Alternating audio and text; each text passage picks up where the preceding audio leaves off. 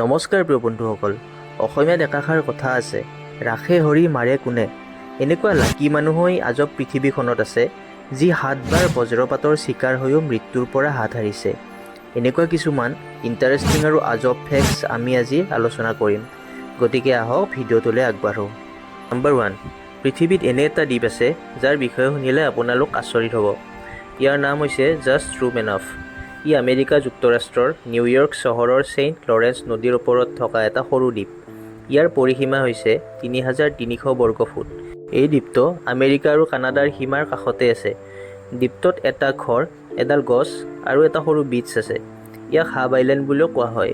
এই দ্বীপটো বিশ্বৰ বসতি থকা সকলোতকৈ সৰু দ্বীপ। নম্বৰ 2, এইবাৰ আপোনালোকক এনে এজন ব্যক্তিৰ কথা ক'বলৈ ওলাইছোঁ যে 7 বাৰ মৃত্যুমুখৰ পৰা কথমপি ৰক্ষা পৰিছে, যাৰ নাম ৰয় ক্লেভলেণ্ড চুলিভান। তেওঁ আমেৰিকাৰ ভাৰ্জিনিয়াৰ শ্বেনানডোৱা নেশ্যনেল পাৰ্কত পাৰ্ক ৰেঞ্জাৰ হিচাপে কাম কৰিছিল।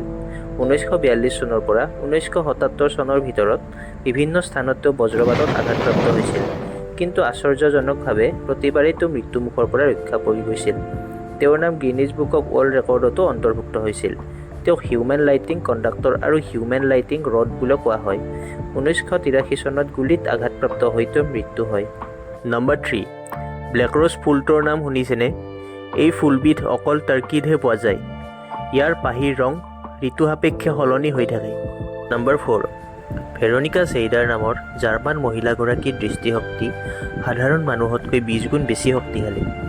তেওঁ যিকোনো মানুহক প্ৰায় 1.6 কিলোমিটাৰ দূৰৰ পৰাই চিনাক্ত কৰিব পাৰে। সাধাৰণ মানুহে কোনোমতে 20 ফুট দূৰৰ পৰাহে চিনাক্ত কৰিব পাৰে। তেওঁৰ অসাধাৰণ দৃষ্টিশক্তিৰ কাৰণে তেওঁক ছুপাৰ হিউমেনৰ শাৰীত ৰখা হৈছে। লগতে তেওঁৰ নাম গিনিজ বুক অৱ ৱৰ্ল্ড ৰেকৰ্ডতো অন্তৰ্ভুক্ত আছে। 2013 চনৰ 22 নৱেম্বৰত তেওঁৰ মৃত্যু হয়। নম্বৰ 5, আপুনি জানেনে পৃথিৱীৰ কোনগৰাকী মহিলাই প্ৰথমে 4চকীয়া বাহন চলাইছিল? সেই মহিলাগৰাকী আছিল অটোমোবাইল উদ্ভাৱক কাৰ্ল বেঞ্জৰ পত্নী আৰু ব্যৱসায়িক অংশীদাৰ বাৰ্থা বেঞ্জ। তেওঁ 1888 চনৰ আগষ্ট মাহত স্বামী কাৰ্ল বেঞ্জ আৰু কোম্পানীৰ বিষয়ববীয়াসকলৰ অনুমতি অবিহনে পথত গাড়ীখন চলাইছিল। তেওঁ 106 কিলোমিটাৰ গতিবেগত গাড়ী চলাইছিল। ইয়াৰ পিছতেই তেওঁ পৃথিৱীৰ প্ৰথমগৰাকী গাড়ী চলোৱা মহিলা হিচাপে পৰিগণিত হয়। নম্বৰ 6, এটা নোহোৱা নপজা ঘটনা। দেশখনৰ নাম মেক্সিকো।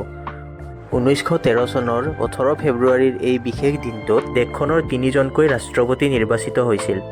তেতিয়াৰ ৰাষ্ট্ৰপতি আছিল ফ্ৰান্সিস্কো মাডেৰো।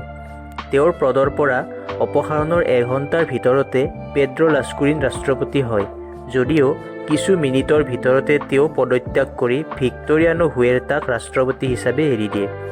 পেড্ৰো লাস্কুৰিন মাত্ৰ 26 মিনিটৰ বাবে ৰাষ্ট্ৰপতি আছিল। এয়া এক বিশ্ব অভিলেখ। যদি ফেক্টবোৰ ভাল পাইছে এটা লাইক কৰি দিব। আহক শেষৰ ফেক্টলৈ আগবাঢ়ো। নম্বৰ 7, মহাৰাষ্ট্ৰৰ ৰাজ্যিক চৰাই হাৰিয়াল এনে এটা চৰাই যিয়ে কেতিয়াও মাটিত ভৰি নিদিয়ে। ই ওখ গছ থকা হাবি ভাল পায়। হাৰিয়াল চৰাইয়ে প্ৰায়ে বট আৰু আহঁত গছত বাঁহ সাজি থাকিবলৈ পচন্দ কৰে।